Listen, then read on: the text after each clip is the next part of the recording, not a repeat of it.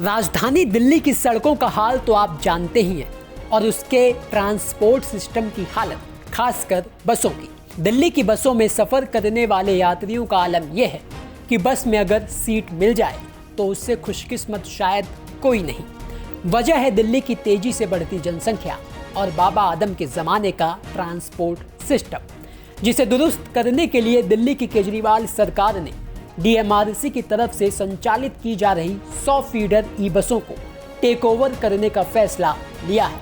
लेकिन सवाल यह है कि केजरीवाल सरकार डीएमआरसी की बसों को टेक ओवर करके क्या करने वाली है।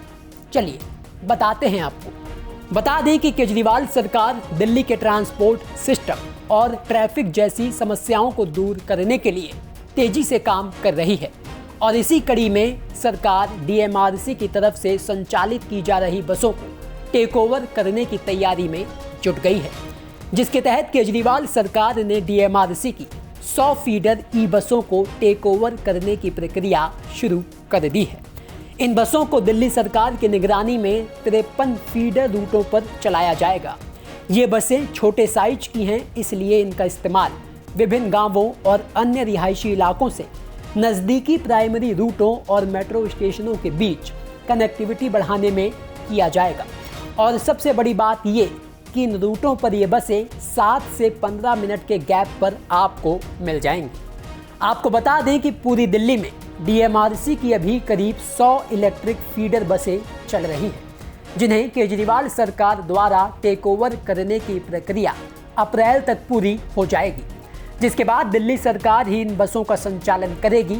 हालांकि इन फीडर बसों को डीटीसी नहीं चलाएगी, बल्कि इनके संचालन और मेंटेनेंस का जिम्मा क्लस्टर बसों की तरह ही दिल्ली सरकार की हिस्सेदारी वाली कंपनी डिम्ट्स को सौंपा जाएगा।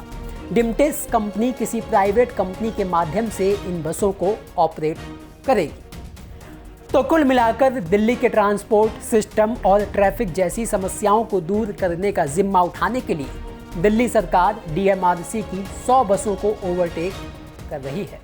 हालांकि दिल्ली सरकार पहले ही ये घोषणा कर चुकी है कि फीडर रूटों के लिए केवल 100 बसें काफ़ी नहीं हैं।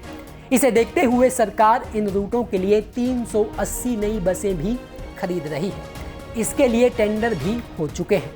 तो वहीं अब सरकार की कोशिश ये है कि इस साल के आखिर तक इन सभी बसों को सड़कों पर उतारा जाए। ब्यूरो रिपोर्ट, दिल्ली तक।